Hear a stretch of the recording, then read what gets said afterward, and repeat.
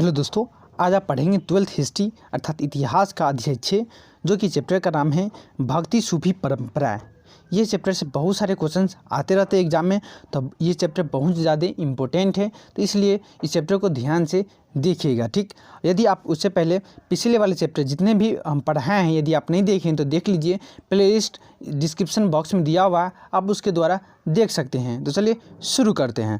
तो आप देख सकते हैं ये अध्याय 6 का ये चैप्टर का नाम है भक्ति सूफी परंपराएं। ठीक, और जिसका हम ऑब्जेक्टिव क्वेश्चंस विद आंसर करेंगे। उससे पहले आपको बता दूं, यदि आप चैनल पर नहीं हुए तो चैनल को सब्सक्राइब कर लीजिए और वीडियो अच्छा लगेगा तो वीडियो को लाइक कीजिएगा, शेयर कीजिएगा। चलिए शुरू करते हैं।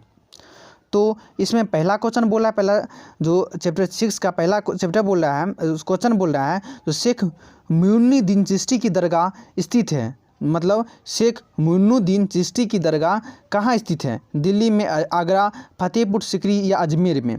तो इसका क्या होगा? तो शेख मोइनुद्दीन चिश्ती की दरगाह कहाँ स्थित है? तो ऑप्शन डी हो जाएगा अजमेर में। अजमेर कहाँ है? तो राजस्थान में स्थित है। ठीक, तो शेख मोइनुद्दीन चिश्ती की दरगाह अजमेर में स्थित है और ये बहुत ज़्यादा VVI क्वेश्चन है। ठीक, ये क्वेश्चन एग्जाम में आया हुआ है। दूसरा नंबर क्वेश्चन बोल रहा है उत्तर भारत में भक्ति आंदोलन का आरंभ किस संत ने किया था? उत्तर भारत में भक्ति आंदोलन का आरंभ किस संत ने किया था? कबीर, नानक, रामानंद, चैतन्य महाप्रभु? तो क्या होगा? तो दो का ऑप्शन सी हो जाएगा। उत्तर भारत में भक्ति आंदोलन का आरंभ रामानंद ने किया था, तो दो का ऑप्शन सी हो जाएगा। ये भी बहुत ही ज़्यादा VVI क्वेश्चन है और ये भी क्वेश्चन एग्जाम में आया हुआ है। चलते 3 नंबर क्वेश्चन। 3 नंबर क्वेश्चन बोल रहा है वीर शैव अर्थात लिंगायत आंदोलन के जनक कौन है? वीर शैव अर्थात जो लिंगायत आंदोलन के जनक कौन है?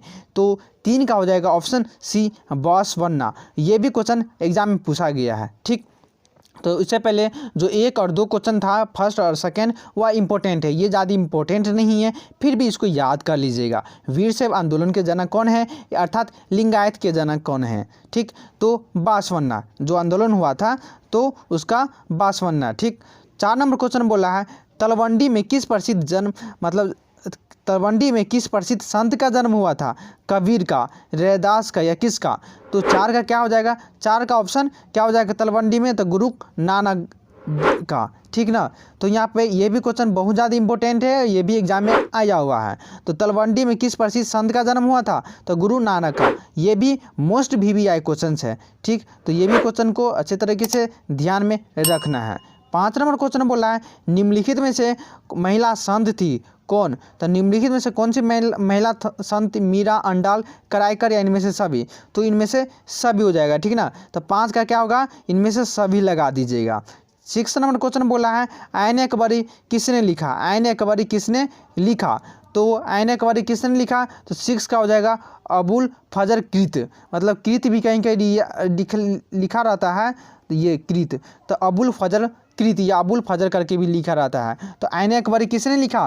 तो अबुल फजर ने लिखा था, अकबर के ऊपर लिखा था। ठीक ना, तो 6 का ऑप्शन बी हो जाएगा। ये भी मोस्ट VVI है, ये भी एग्जाम में कितना बार क्वेश्चन आ चुका है। मतलब इस चैप्टर में जितने भी क्वेश्चन है इस चैप्टर से बहुत सारे क्वेश्चन पूछा जाता है, इसलिए आपको अच्छे तरीके से इस क्वेश्चन को मतलब चैप्टर को पढ़ना है, याद रखना है। 7 नंबर क्वेश्चन बोल रहा है 7 नंबर जो चैप्टर बोल रहा है तमिल क्षेत्र से संबंधित मणिकोपचार की 2 विशेषताएं थी। मतलब तमिल क्षेत्र से संबंधित मणिकोपचार की 2 विशेषताएं थी। 1 मिनट, तो क्या थी? तो ऑप्शन ए है क्या? कांस्य मूर्तिकार, शैव अनुयायी, भक्ति गीत गायक, या ऑप्शन बी है शैव अनुयायी तथा तमिल में भक्ति गीत में रचनाकार, ऑप्शन सी है तमिल भक्ति गान तथा नृत्यकार, ऑप्शन डी उपर्युक्त तीनों में से प्रथम ठीक है। तो आपको बता दूं ये 7 का क्या होगा? तो 7 का हो जाएगा ऑप्शन बी हो जाएगा। ठीक ना, तमिल क्षेत्र से संबंधित जो मणिकोपचार की 2 विशेषताएं हैं वह है शैव अनुयायी तथा तमिल में भक्ति गीत के रचनाकार। ठीक, ऑप्शन बी हो जाएगा। ये ज़्यादा इंपॉर्टेंट नहीं है और ये एग्जाम में कभी भी नहीं पूछा गया है। ठीक ना, तो 7 का ऑप्शन बी हो जाएगा। वैसे याद कर लीजिए। 8 नंबर क्वेश्चन बोल रहा है जगन्नाथ का शाब्दिक अर्थ क्या होता है। ठीक, ये भी क्वेश्चन आ सकता है, इसलिए इसको भी माइंड में रखना है, ऐसे एग्जाम में अभी तक नहीं आया है।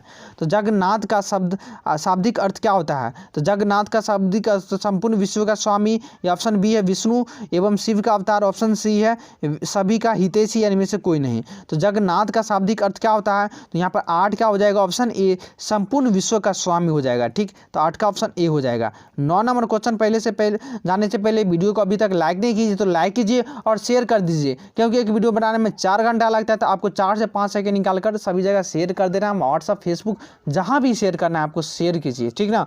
और अपने दोस्त को भी बोलिए चैनल के बारे में, ठीक, ताकि आप भाई फ्री में पढ़ते हैं, आपसे कुछ नहीं लेते, तो आप तो इस चैनल का नाम तो ज़रूर सभी जगह तो शेयर कर सकते हैं, तो शेयर ज़रूर कीजिएगा। ठीक, तो इससे जो 9 नंबर क्वेश्चन बोला मारीची थी, मारीची क्या थी, तो बौद्ध देवी थी, ऑप्शन ए हो जाएगा। ठीक ना, जो माँ मारीची, ठीक, ये मंदिर है, माँ मारीची क्या थी, तो बौद्ध देवी थी, तो 9 का ऑप्शन ए हो जाएगा, ये भी ज़्यादा इंपॉर्टेंट नहीं है।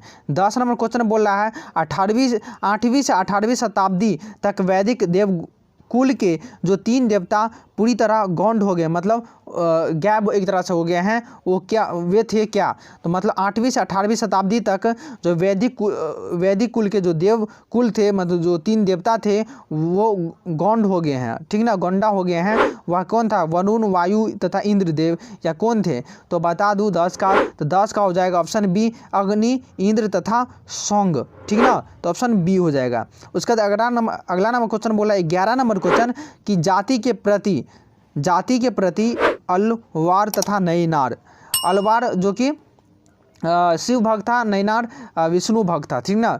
तो जाति के प्रति अलवार तथा नैनार संतों का जो दृष्टिकोण प्रगतिशील था, क्योंकि उन्होंने इसके विरोध में आवाज़ उठाई, समर्थन में आवाज़ उठाई, या रूढ़िवादी दृष्टि जारी रखने का समर्थन किया, उपर्युक्त सभी गलत है। तो क्या हो जाएगा, तो बात करें 11 का, तो 11 का आंसर हो जाएगा ऑप्शन ए हो जाएगा, जो कि जातिवाद के प्रति अलवार तथा नैनार संतों का जो दृष्टिकोण प्रगतिशील था, क्योंकि उन्होंने इसके विरोध में आवाज़ उठाई थी, तो ऑप्शन ए हो जाएगा। ये ज़्यादा इंपॉर्टेंट नहीं है और एग्जाम में कभी भी नहीं पूछा गया है। 12 नंबर क्वेश्चन बोल रहा है नल क्या है, नल पीरा दिव्य प्रबंधन का वर्णन किया जाता है, नल पीरा दिव्य प्रबंधन का वर्णन किया जाता है संगम साहित्य के रूप में, ऑप्शन बी तमिल वेद के रूप में, ऑप्शन सी संस्कृत वेद के रूप में, ऑप्शन डी मलयालम साहित्य कृति के रूप में। तो 12 को जाएगा ऑप्शन बी, जो नल पीरा दिव्य प्रबंधन का वर्णन किया जाता है, जो कि तमिल वेद के रूप में, ऑप्शन बी हो जाएगा। अगला नंबर क्वेश्चन बोल रहा है जो अंजल का सही परिचय है, अंजल का सही परिचय क्या है, वह अलवार स्त्री थी, वह नैनार स्त्री थी, वह अलवार पुरुष था या नैनार पुरुष था। तो 13 का क्या हो जाएगा, तो 13 का ऑप्शन ए हो जाएगा, जो अंजल थी वह अलवार स्त्री थी, ठीक ना, जो कि शिव भगवान को मानने वाला था। तो 13 का ऑप्शन ए हो जाएगा। 14 नंबर 10वीं शताब्दी तक कितने अलवार संतों की रचनाओं का संकलन किया गया था, उनकी संख्या थी, मतलब 10वीं शताब्दी तक जितने भी अलवार संत की रचनाएं का संकलन किया गया था उसकी संख्या कितनी थी, तो 14 का हो जाएगा ऑप्शन ए 12, ठीक। 15 नंबर क्वेश्चन बोल रहा है दक्कन में चोल शक्तिशाली बने रहे, जो दक्कन में चोल शक्तिशाली बने रहे तो कब से कब तक, तो 15 का हो जाएगा 9वीं जो शताब्दी से लेकर 13वीं शताब्दी तक, ठीक, यहाँ पर शताब्दी लिख लीजिएगा, गलत हो गया लिखने में। तो दक्कन में चोल शताब्दी बने रहे हैं तो 9वीं शताब्दी से 13वीं शताब्दी तक। उसका 16 नंबर क्वेश्चन बांसवाना नए आंदोलन के चालक है, ये भी इंपॉर्टेंट नहीं है, तो 16 को हो जाएगा ए ब्राह्मण, जो बांसवाना नए आंदोलन के चालक थे वह ब्राह्मण थे, ठीक। 17 नंबर क्वेश्चन बोला है 13वीं शताब्दी में एक नवीन तत्व के रूप में जो इस्लाम धर्मावली लंबी बड़ी संख्या में वे क्या थे, ये इंपॉर्टेंट हल्का है, फिर भी इसको अच्छे तरह से याद कर लेना है। तो 17 का क्या हो जाएगा, तो 13वीं शताब्दी में एक नवीन मतलब नया तत्व के रूप में जो इस्लाम धर्मावलंबी बड़ी संख्या में आए थे वे क्या थे, तो तुर्की थे, ऑप्शन बी हो जाएगा, ठीक, इसको याद कर लीजिएगा। 18 नंबर क्वेश्चन बोला है प्रथम सहस्त्राब्दी मतलब हजारों, मतलब प्रथम जो शुरुआती को हजारों साल थे, जो उसमें जो व्यापारी समुद्र के रास्ते पश्चिमी भारत में आए थे वे क्या कहाँ से, मतलब वे थे क्या, तो 18 को जाएगा वह अरबियन सब थे, ठीक ना। तो प्रथम सहस्त्राब्दी में जो व्यापारी समुद्र के रास्ते पश्चिमी भारत में आए थे वह अरबी थे, ठीक है, तो अरब का, तो 18 का बी हो जाएगा। उसका 19 नंबर क्वेश्चन बोला है इस्लाम का जिस शताब्दी से उदय हुआ वह थी, जो इस्लाम का जिस शताब्दी से उदय हुआ वह कौन सी शताब्दी थी, तो क्या हो जाएगा 19 का, जो 7वीं शताब्दी थी, ठीक ना, तो 19 का क्या हो जाएगा 7वीं। इस्लाम जिस शताब्दी से उदय हुआ वह 7वीं शताब्दी थी, ठीक। यदि आप पहले वाला क्वेश्चन अभी तक नहीं देखें तो देख लीजिएगा। उसका यदि आप इसका PDF लेना चाहते हैं तो PDF ले सकते हैं। इसके लिए आपको टेलीग्राम जो ग्रुप है उस पर जुड़ना पड़ेगा, लिंक डिस्क्रिप्शन में दिया हुआ है। इंस्टा पर हमसे पर्सनल बात कर सकते हैं, फेसबुक और बिहार बोर्ड से लेटेस्ट न्यूज़ पा सकते हैं। वीडियो बनाने में टाइम लग जाता है इसलिए हम जल्दी से न्यूज़ फेसबुक पर डाल देते हैं। तो इस तीनों पर आप कम से कम जुड़ ही जाइए, ये तीनों आपके लिए ही बनाया गया। उसके साथ साथ हमसे ट्विटर पर भी जुड़ सकते हैं। वीडियो आपको कैसा लगा कमेंट बॉक्स में ज़रूर बताएं। आपके मन में जो भी क्वेश्चन है कमेंट बॉक्स के द्वारा पूछ सकते हैं, जवाब 100% मिलेगा। ज़रूर सभी जगह शेयर कर दीजिएगा। धन्यवाद।